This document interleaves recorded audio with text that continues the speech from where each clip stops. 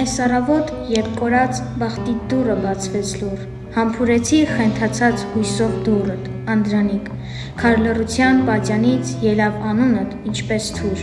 ներիր, որ շատ երկարեց մեր այս լուրդ, Անդրանիկ, բայց աչքովս ես տեսա, թանգարանդ երբ բացին, 7 քաջեր ներս գալով գլխարկները հանեցին, և ծրացած շուրթերով համբուրեցին ապակին այն շղարշը, որի տակ դրվեց թուրդ, Անդրանիկ, 7-ն էլ լեռլի վրեժով քաջերդ էին ծերացած, վար կռացան կուլացով համբուրեցին վերացած, Հակոբ, Թորգոմ ու Սամվել, ու մայրերն այն քո փրկած, որոնց թուրքից ետ խլեց դալարկուռդ, Անդրանիկ,